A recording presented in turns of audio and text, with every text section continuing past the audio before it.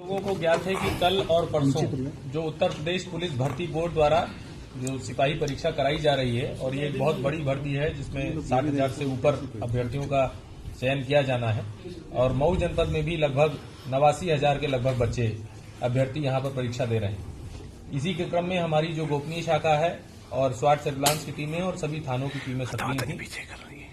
इसी के क्रम में ये सूचना मिली कि एक व्यक्ति है अमित सिंह पुत्र जलभरत सिंह निवासी बगली पिजड़ा थाना सराय लखनसी, इसके द्वारा कतिपय अभ्यर्थियों से 4 लाख रुपए से लेकर 9.5 लाख रुपए तक की डिमांड लेकर और 2 किस्तों में उनका पैसा लेकर उनका चयन कराए जाने की पेपर लीक की भी बात की जा रही थी।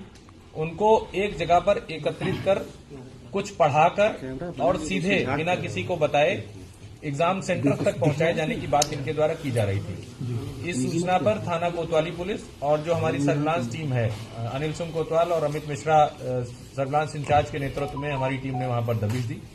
उसमें ये 5 लोग गिरफ्तार हुए हैं और जो मुख्य कर्ता धर्ता है आरके कंसल्टेंसी का मालिक जो रणजीत पांडे स्मारक महिला विद्यालय भी चला रहा है रविकांत पांडे, वो मौके से फरार है, लेकिन ये पूरा गैंग उसी के निर्देशन में कार्य कर रहा था। इन लोगों द्वारा कई अभ्यर्थियों के जो ओरिजिनल मार्कशीट हैं लगभग 32 अदद ओरिजिनल मार्कशीट इनके पास से बरामद हुए हैं। 11 अदद चेक विभिन्न बैंकों के इनके पास से बरामद हुए हैं। इनका ये कहना था कि जब सिलेक्शन हो जाएगा तो उसके बाद ये चेक पर अमाउंट भर के उनसे पैसा ले लेंगे दूसरी किस्त का, एक किस्त पहले और दूसरी किस्त बाद में। इसके साथ ही आय प्रमाण पत्र, कई इनके पास से मोहरें भी बरामद हुई हैं, जिससे ये लग रहा है कि ये कई सारा और भी फर्जीवाड़ा कर रहे थे। कई स्कूलों की मोहर बरामद हुई है, तहसीलदार मोहम्मदाबाद गोहना की मोहर बरामद हुई है, अपर मुख्य अधिकारी की मोहर इनसे बरामद हुई है। और इसके साथ ही इनके जब लैपटॉप इत्यादि को देखा गया वहां पर, तो ये आई कार्ड में AI टूल्स के माध्यम से जो दूसरों का फोटो है दूसरे के आई कार्ड पर लगाने का कार्य भी कर रहे हैं। जो अभ्यर्थी हैं उन सभी से संपर्क किया जा रहा है और इसका डिटेल इन्वेस्टिगेशन हमारी साइबर सेल की टीम क्षेत्राधिकारी नगर के नेतृत्व में करेगी और भी जो चीजें सामने आती हैं उन सभी पर कार्रवाई की। सर, पहली बार इनका है या इससे पहले?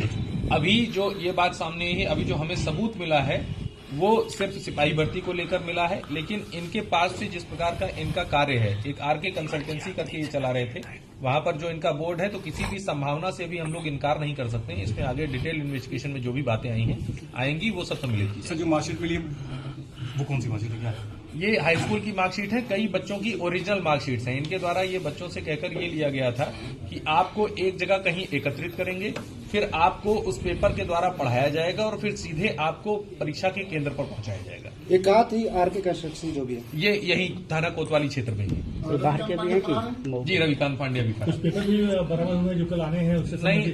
मैं आप लोगों के माध्यम से ये भी बता देना चाहता हूं कि ये पूरी तरीके से फुल प्रूफ परीक्षा है और यदि जो मैकेनिज्म इन प्लेस हैं वो सभी फॉलो किए गए तो कोई सवाल ही नहीं है कि इसमें कोई पेपर लीक हो जाए। इनके पास से कोई पेपर अभी बरामद नहीं हुआ है।